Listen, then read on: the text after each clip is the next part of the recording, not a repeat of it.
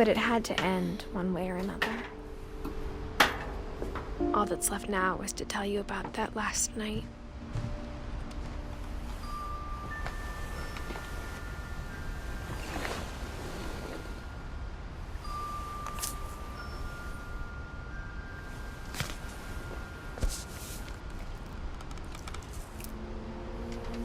That whole last day, Edie just watched us pack and didn't say a word.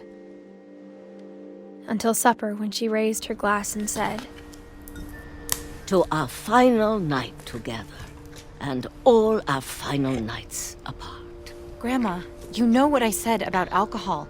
Some of your medications are very Edith, specific. I left a present for you in the hallway. Why don't you go open it? The grown-ups have to argue now. I'm sorry, you're right. We're all leaving tomorrow. Let's just enjoy our last... I'm not leaving. Edith, you're excused.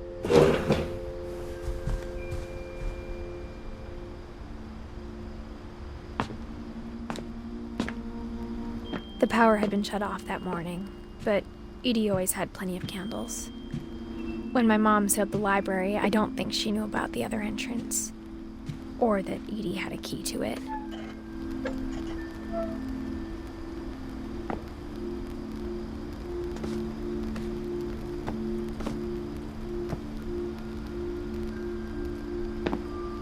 That thing you're afraid of isn't going to end when you leave the house.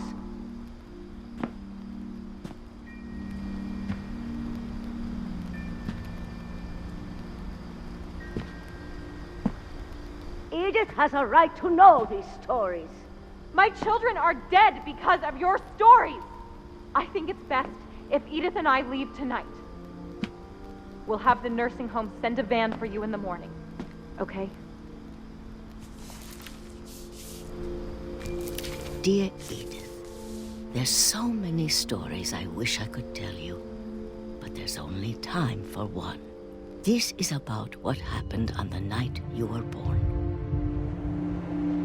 That night, the tide went way, way out. It was the first and last time I ever saw the old house aground. There'd been an earthquake out in the middle of the ocean.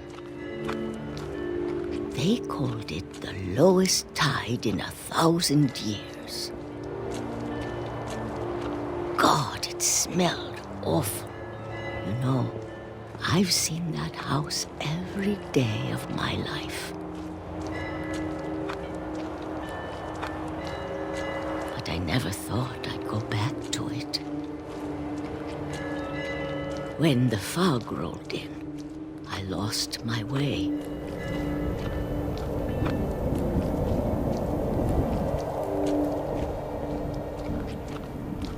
I got turned around.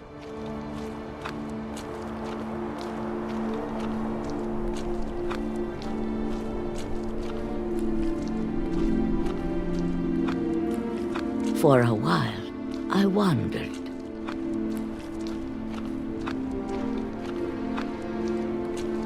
I started seeing things.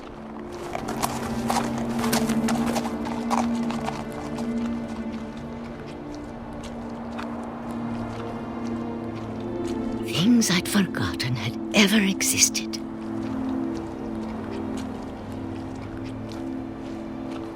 But when I saw them, they felt like old friends. That night, a lot of things came back to me. Or maybe I came back to them.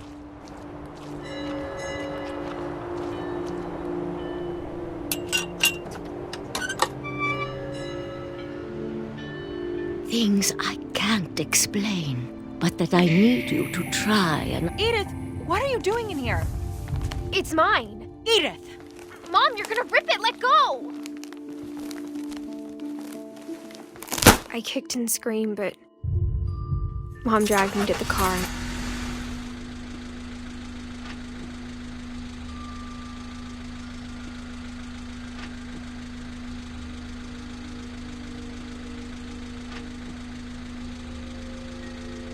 I never saw Great-Grandma Edie again. The next morning, the van came to pick her up, but she was already gone. After that, we moved around a lot.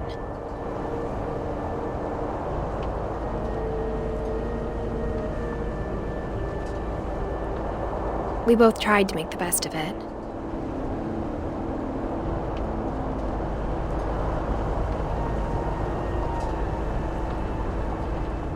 A few years went by.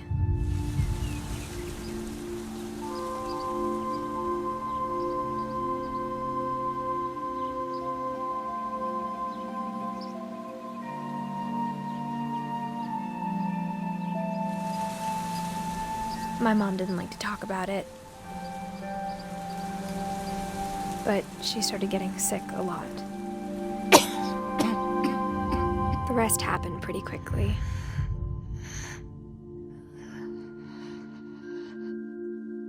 She got better for a while, and then she didn't.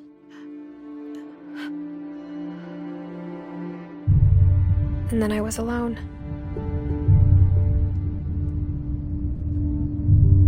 The last Finch left alive.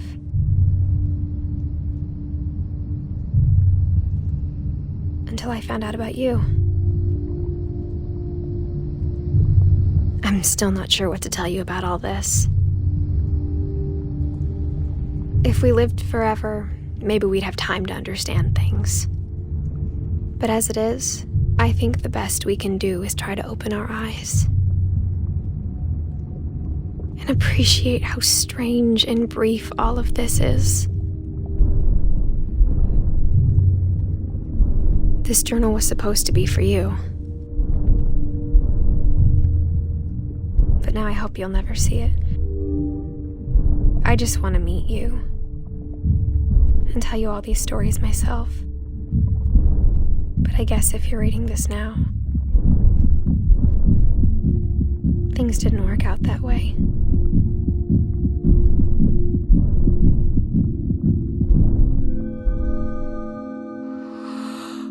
This is where your story begins. I'm sorry I won't be there to see it. It's a lot to ask, but I don't want you to be sad that I'm gone. I want you to be amazed that any of us ever had a chance to be here at all. Good luck.